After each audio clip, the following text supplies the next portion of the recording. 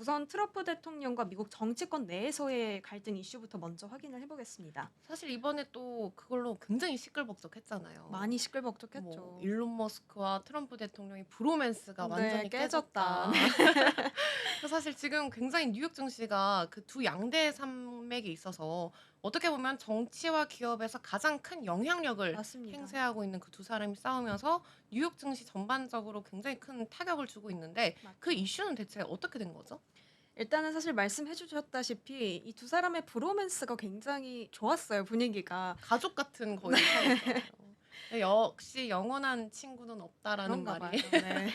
이 정치적인 결국에는 좀 이익이 좀 개입되는 순간 이 관계는 좀 영원해질 수는 없는 것 같습니다. 그럼 일론 머스크는 왜 지금 트럼프 대통령한테 그렇게 좀 강하게 반발을 하고 있는 건가요? 아무래도 이제 일론 머스크가 가지고 있는 기업인 테슬라가 엮여 있기 때문에 이 갈등의 서막이 좀 시작된 건데요. 음. 사실 이 트럼프 대통령에게 전폭 머스크가 정폭적인 지원을 하면서 정부 효율부 수장으로 발탁되기도 했었죠. 긴밀한 관계를 보였는데 이 전기차 세액 공제라는 벽이 그들을 결국 갈라서게 했다고 합니다. 트럼프의 공화당이 추진하는 감세안이 사실 머스크의 테슬라에게는 그렇게 좋은 영향을 주고 있지 않았고, 이에 머스크가 반대의 목소리를 내면서 서로의 어떤 감정에 좀 골이 많이 깊어졌다고 합니다. 최종적으로 머스크가 자신의 SNS에 트럼프에 대한 탄핵 지지 발언을 하면서 좀 갈등의 골이 완전히 깊어졌고, 두 사람의 관계는 좀 끝이 난 것이 아닌가, 이렇게 좀 일각에서는 바라보고 있다고 합니다. 이 두 사람의 공개적인 갈등이 격화되면서 테슬라는 14% 크게 빠지게 됐고, 뭐 다음 날에는 고용 지표 호조로 인해서 이 기대감 때문에 3에서 4% 다시 반등하는 모습도 보였지만, 주간 기준으로 봤을 때는 여전히 큰 폭의 하락세를 좀 유지하고 있는 모습이라고 합니다.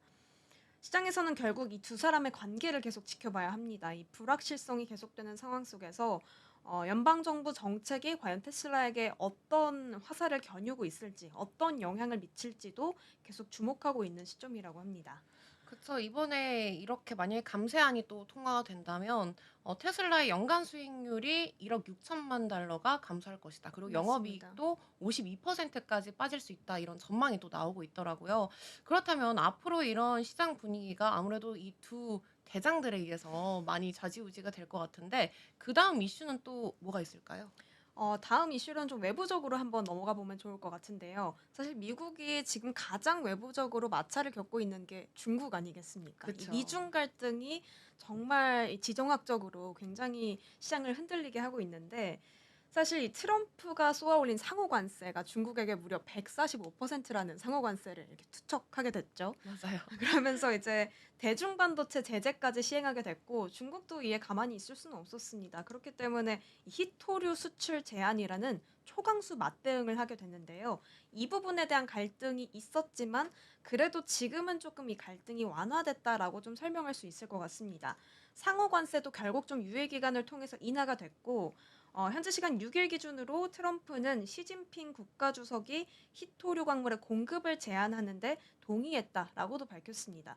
결국에 이 히토류 공급에 좀 영향을 받는 제너럴 모터스와 포드도 이날 좀 강세 흐름을 보여주는 모습까지 이어졌는데요.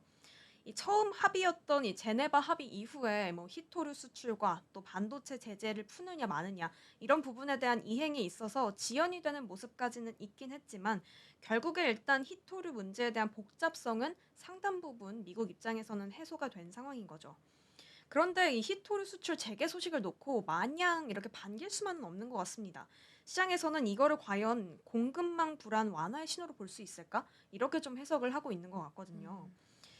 표면적으로는 완화 신호라고 볼 수는 있겠지만 이 자세히 안에 내막을 들여다보면은 이게 전면 재개한 상황은 아닙니다.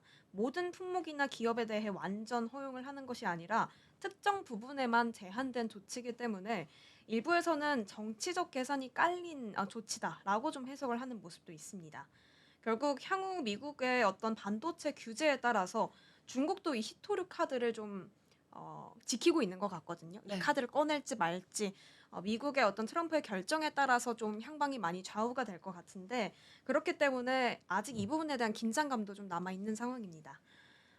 결국에는 사실 이 긴장감이 남아 있는 상황 속에서 이 히토류가 굉장히 중요한 광물이더라고요. 그렇죠. 전기차를 비롯해서 뭐 반도체 그리고 다 쓰인다고 군사까지 하더라고요. 네, 네. 넓은 광범위에서 좀 쓰이는 핵심 전략 자원이기 때문에 이 카드를 갖고 있는 게 중국 입장에선 굉장히 큰 부분인 거죠.